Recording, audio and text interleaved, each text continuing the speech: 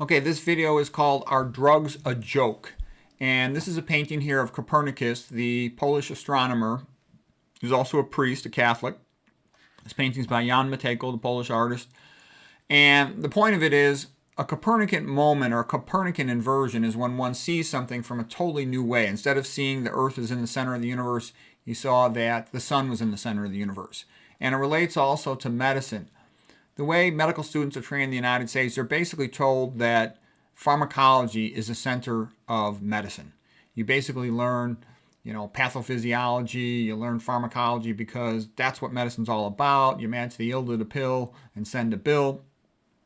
Okay, and a Copernican inversion would be to realize the vast majority of diseases are due to diet and toxins. So nutrition and toxicology should really be the center of medicine, but they're not. As a matter of fact, it's a giant blind spot, gaping hole in the knowledge of the vast majority of conventionally trained physicians. They really don't know anything about it, and it kind of makes them sad. The reason I say that is they worked all these years through college, through med school, through residency. They really want to help people. They all go into it, almost all of them, the majority of them, because they want to help people when they start out as they're young. And then they start getting kind of sad and frustrated because they realize they study, but they're not learning anything. You can talk to senior medical students and they won't know almost anything about common diseases, almost anything useful. And you talk to somebody after they finish an internal medicine residency. They'll know all the drugs, they'll know all the protocols, all the billing codes, how you manage a patient to get paid and, to stay out of trouble by following the codes. But they won't know what causes hypertension, what causes diabetes, what causes obesity, what causes arthritis, what causes inflammation, what causes autoimmune disease. I could tell you this stuff. Just watch a couple of my videos. Most of the stuff is pretty well known actually, but it never gets taught to medical students. So anyways, okay, let's go to the next slide here.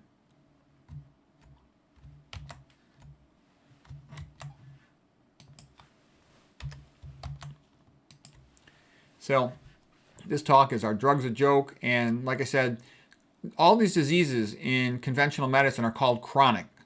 Obesity, hypertension, diabetes, coronary artery disease, arthritis. And they're called chronic because you can never cure these diseases with a drug. Never. What number of patients are cured of diabetes or hypertension with a drug? Zero. And these are like the most common diseases. Coronary artery disease, zero. Okay. You can reduce the risk of myocardial infarction with a statin medication, for example, for atherosclerosis, but you'll often have the increased risk of other side effects. The typical scenario is that the textbook will say, no one knows what's the cause of this disease. Like for hypertension, they'll say 90 to 95% is essential hypertension of unknown cause. They'll give some simple-minded explanation of atherosclerosis being primarily a cholesterol thing. And cholesterol is a major part of it, but those explanations are really a joke compared to atherothrombosis theory and understanding blood viscosity and hemorrheology. Okay, for diabetes, you'll never see it in any medical book or any biochemistry book that's used by medical students in all the major universities, that it's primarily due to, eating excessive dietary fat, especially saturated fat. It's pretty obvious. Inflammation is especially from eating meat and those types of products. Processed foods also cause problems. But anyways, students are just taught mass yield to the pill, send a bill. But then when you start reading about nutrition, this is one of the things I was so amazed by this. All these patients, you get tons and tons of patients are cured with no side effects for hypertension, obesity, diabetes, coronary artery disease, because these are dietary diseases, and you optimize the diet and you'll routinely cure many of these diseases and help with many of the other ones. You help prevent leaky gut. You got a good chance to really help these autoimmune patients. You tone down the inflammation by getting rid of the processed food and the meat. You often help tremendously for these arthritis patients. Same diet improves blood flow, which often helps with neuropathy, including diabetic neuropathy. It'll often reverse impotence. Not always. If the arteries are fully occluded, you're not going to bring back the Johnson. But if they're just narrowed, stenosis is the medical word, you'll often improve erectile function. Okay. Drugs routinely have negative side effects. That can be expected. The low-fat, low-sodium, whole food vegan diet usually has positive side effects, optimizing body weight, improving blood flow to other areas of the body. And the reason I came up with this title, Are Drugs a Joke, is because most of the time when I talk to relatives or I talk to friends or I talk to patients, when you talk about nutrition, they give you a look like, are you full of nonsense? They think nutrition is a joke. The smarter ones and the ones who've done a little bit of reading on their own, they get it. But most people, especially the first time around, they don't get it. And then they think, surgery and drugs, wow, that's real medicine. But they almost never work. I mean, they work when you're replacing something. Somebody's hypothyroid, you give them thyroid hormone, they'll get restored thyroid function. If somebody's hypogonadism, low testosterone, you give them testosterone, they'll go up. But, the problem with that is you don't want to be taking, let's say anabolic steroids randomly. I think that's a mistake because you suppress the body's own production of it and you potentially cause a whole bunch of other problems. But what I'm trying to say is these deficiency diseases, they're rare versus all the stuff of excess of dietary fat, animal protein, caffeine, preservatives, all this stuff, and the herbicides. Those are super common. The vast majority of patients have these chronic diseases. Okay, here's some quotes from Socrates, the great Greek philosopher. The purpose of philosophy is to determine how we ought to live. Useful knowledge helps us to live a better life. In order to decide how to live well, we should try to learn what is good for us and what is bad for us. So we'll do the things that are good, we'll avoid the things that are bad. That is simple common sense, and you'll get lots of that from Socrates and from Aristotle, and that type of thinking should apply to medicine. Starch is good for you. Fruits and vegetables are good for you. Most other foods are not. Okay? All right, so anyways, understanding that you're probably not going to fix your problem with a drug is useful to know because it's a motivator that one should try to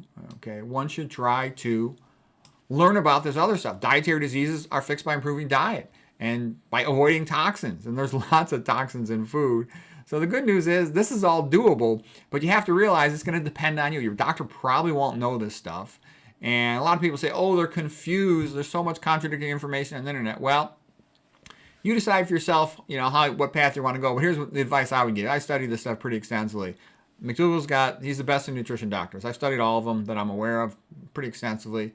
I try to give you the best possible information I can give you. And I actually think I'm pretty complimentary to McDougall. McDougall's good, solid, old school history, epidemiology, experience with, Kempner, Burkitt, etc. That's all great. And Pritikin is great. And Chef Agee. And there's a lot of other really good ones out there, okay?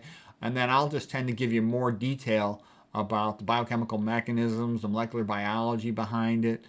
And then you're going to say, oh, well, what about these other good nutrition doctors that contradict this information? Well, I would disagree with them. I mean, and I'm not selling you anything. I got nothing to sell. I'm just trying to make a great site and make a great achievement here. I got all this.